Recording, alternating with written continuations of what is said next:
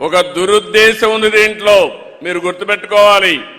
మళ్ళీ మర్చిపోతే కష్టాలు మళ్ళా వస్తాయి.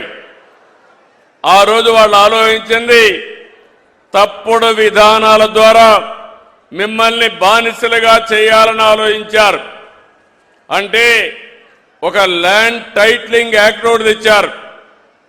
మీ భూములన్నీ ఒక ల్యాండ్ టైటిలింగ్ పరిధిలోకి తీసుకొచ్చి ఎక్కడన్నా విభేదాలుంటే ఎవ్వరికి అప్పీల్ చేయడానికి హైకోర్టుకే పోవాలి.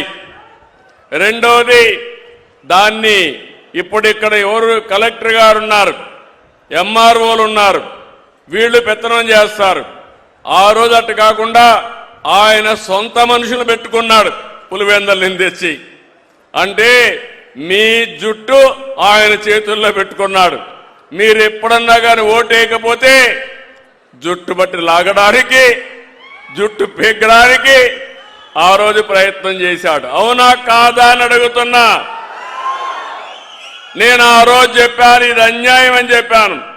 మూడోది, మీ పొలం గట్లు దగ్గర సర్వే నెంబర్ రాళ్లేస్తే గెలాక్సీ గ్రెనేడ్ తీసుకొచ్చి ఆయన బొమ్మ వేసుకుని ఇంట్లో పట్టాదారు పాస్ పుస్తకం ఆయన ఫోటో చూడాలి, పిల్లలు స్కూలుకు పోతే ఆయన ఫోటో చూడాలి, భూమి దగ్గరికి పోతే ఆయన ఫోటో చూడాలి. ఇది శాడిజం కాకపోతే ఏంటి తమ్ముళ్ళు అని మిమ్మల్ని అడుగుతున్నా. అవునా కాదా అని మిమ్మల్ని అడుగుతున్నా. 700 కోట్ల రూపాయలు సర్వే రాళ్లకు తగలేసిన పెద్ద మనిషి మొత్తం వ్యవస్థను భ్రష్టు పట్టించారు. మీరొక్క విషయం గుర్తుపెట్టుకోవాలి. ఎంత దుర్మార్గుడు అంటే అంత దుర్మార్గుడు. నేను ఒక ఉదాహరణ చెప్తున్నా. నిన్నే ఒక అతను వస్తే నేనే షాక్ అయ్యా. చాలా జరిగాయి.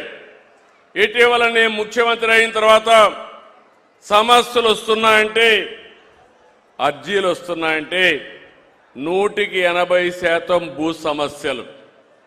ఈ దుర్మార్గులు ఏం చేశారంటే, మీ భూమి మీద ఉంటే ఆ ఊరిలో ఒక చోటా నాయకుడు ఉంటాడు. ఆ చోటా నాయకుడు కూడా ఒక రౌడీ. వాళ్ళే మీ భూమి అడుగుతారు, మీరు ఇవ్వనంటే రికార్డులో 22A కింద పెడతారు. మీ భూమి 22A కింద రికార్డులో పెడితే ప్రభుత్వ భూమి అయిపోతుంది. అంటే మీరు ఒప్పుకుంటే తక్కువ ధరకిస్తే మీరు లావాదేవీలు అవుతాయి, ఒప్పుకోకపోతే ప్రభుత్వ భూమి అయిపోతుంది. ఇట్లా కొన్ని లక్షల ఎకరాలు ప్రైవేటు భూముల్ని ప్రభుత్వ భూములుగా పెట్టేశారు.